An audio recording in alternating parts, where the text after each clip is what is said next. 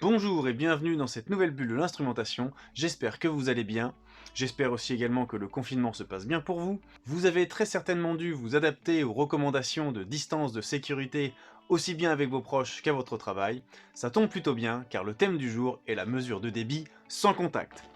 Et ça, vous allez voir, c'est bien cool aussi. L'expression sans contact n'est peut-être pas la plus adaptée, nous préférerons parler ici de mesures de débit non intrusives ou clump-on, comme disent nos amis anglo-saxons. Je vais donc vous présenter le fonctionnement de cette mesure, quelques avantages et quelques applications. Alors, c'est pas une formation, donc on va pas lister, il n'y aura pas une liste exhaustive de toutes les capacités de cette technologie. Mais on va quand même rentrer dans le détail, parce que ça mesure son contact, et ça c'est intéressant. Comment on peut mesurer ce qui se passe dans un tuyau, mesurer un débit, sans être en contact avec le fluide. Et c'est là que ça devient intéressant.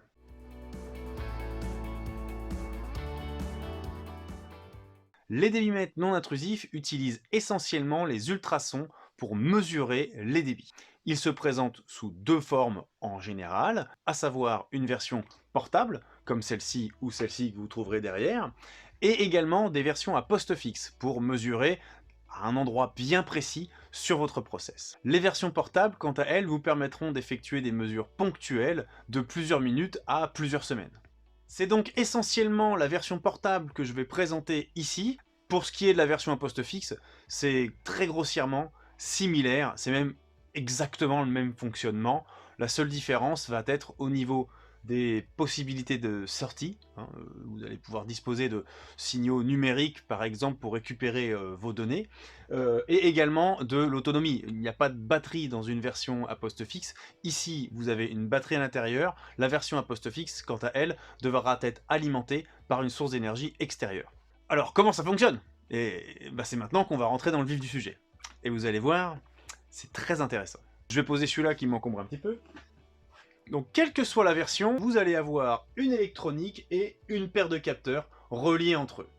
La paire de capteurs est fixée sur la canalisation. Chaque constructeur possède bien entendu des kits de fixation adaptés justement à chacun de leurs capteurs. Ça existe même de manière aimantée. Les kits de fixation pour les portables sont en règle générale très pratiques et très simples à installer. La paire de capteurs est donc fixée sur la canalisation, mais pas n'importe comment. C'est pour cela qu'il va être important de rentrer un peu plus dans le détail sur le fonctionnement de l'utilisation de l'ultrason pour mesurer le débit.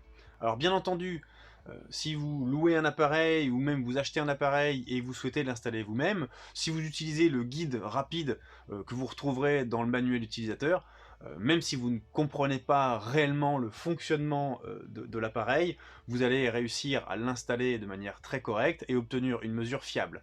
Cependant, si vous souhaitez approfondir la mesure et interpréter les diagnostics que vous allez pouvoir récupérer avec l'appareil, il est important, en tout cas il est préférable, de mieux comprendre le fonctionnement et de savoir ce qui se passe là-dedans et là-dedans. On va donc regarder ça de plus près.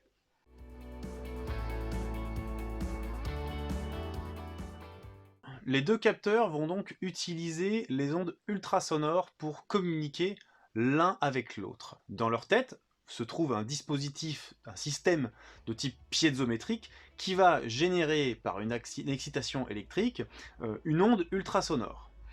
Comme vous le savez peut-être déjà, les ultrasons, ou même le son, se propagent dans un gaz, dans un liquide et dans un solide.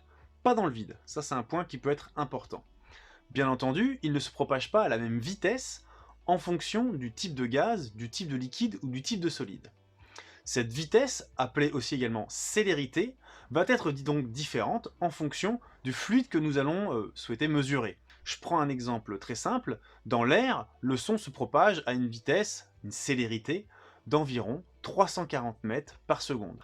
Alors que dans l'eau, il se propage à 1500 mètres par seconde environ, en fonction de la température, bien entendu. Il est donc important de connaître ces fondamentaux, car ils vont être très utiles en fonction de mon application. Si on s'intéresse au fonctionnement, vous allez voir, c'est relativement simple. Je mets des petites guillemets parce qu'on peut rentrer dans le détail, aller très loin avec cette technologie, mais le principe de fonctionnement est relativement basique. L'onde ultrasonore émise par le capteur, ou par les capteurs, va traverser l'épaisseur de la tuyauterie, va ensuite traverser le fluide à mesurer, liquide, gaz ou vapeur, va revenir vers l'autre capteur, et vice versa. Tout simplement. On appelle ce trajet un transit.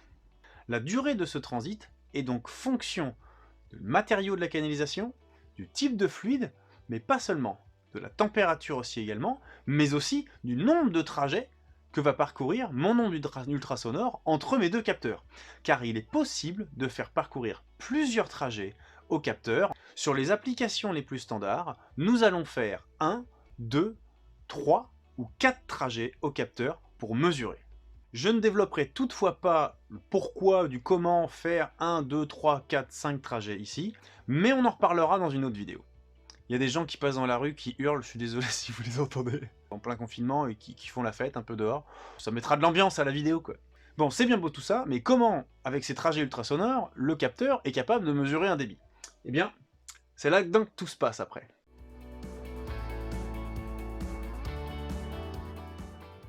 Nous allons donc renseigner dans l'électronique un certain nombre d'informations indispensables pour effectuer cette mesure. À savoir, le diamètre extérieur de la canalisation, que vous pouvez mesurer avec un circomètre ou alors avec un pied à coulisse par exemple, l'épaisseur de la canalisation que vous pouvez mesurer aussi également avec un pied à coulisse si vous avez une tuyauterie témoin, mais l'idéal sera d'utiliser une mesure d'épaisseur, un appareil de mesure d'épaisseur à ultrasons aussi également. Vous allez renseigner aussi également le type de fluide que vous allez mesurer, la matière de la tuyauterie, et ensuite vous allez renseigner la température. C'est donc grâce à tous ces paramètres que l'électronique va nous informer quel écartement je dois respecter entre les deux capteurs. J'en ai pas parlé encore jusque-là, mais l'écartement ici n'est pas fait au hasard. C'est en fonction de ces paramètres que l'électronique ensuite va me dire « Ok, on fait 2 trajets, et bien alors les capteurs, tu les écartes de tant de millimètres. Tu fais un trajet, alors les capteurs, tu vas les écarter de tant de millimètres aussi également. » Prenons la maquette par exemple. Ici, lorsque je n'ai pas de débit, le temps que met le capteur du bas pour arriver vers le capteur du haut et le temps que met le capteur du haut pour arriver vers le capteur du bas est exactement le même. Le temps de transit, la différence de temps de transit entre les deux capteurs est nulle. Eh bien, lorsque je vais avoir du débit, un des deux capteurs va se retrouver à contre-courant par rapport à l'autre. Il va donc y avoir une différence de temps de transit qui va apparaître. Et c'est de par cette différence de temps de transit, c'est cela qu'on va regarder, que nous allons pouvoir déterminer la vitesse d'écoulement du fluide dans la canalisation. Étant donné que nous connaissons le diamètre extérieur et l'épaisseur, nous connaissons donc le diamètre, la section intérieure. Si nous prenons une formule mathématique toute simple, grâce à la section intérieure du capteur plus la vitesse, nous allons pouvoir en interpréter le débit volumique. Donc plus la vitesse de mon fluide va accélérer, plus cette différence de temps de transit va également grandir. Point très intéressant, la différence de temps de transit peut être positive ou négative. On va pouvoir donc mesurer des débits dans les deux sens.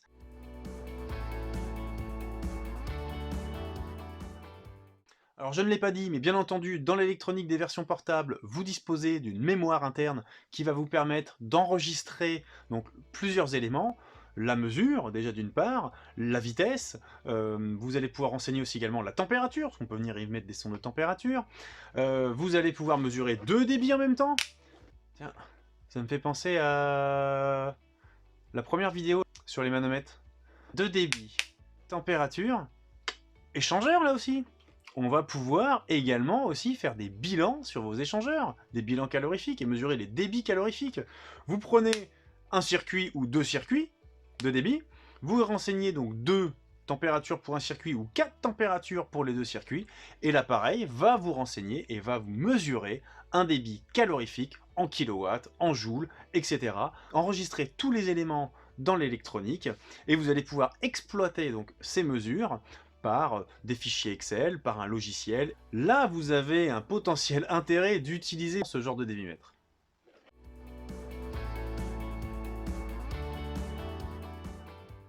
Il est donc possible de faire de la mesure de vitesse, de la mesure de débit volumique, de la mesure de débit massique, de la mesure de concentration aussi également, des bilans d'échangeurs, etc.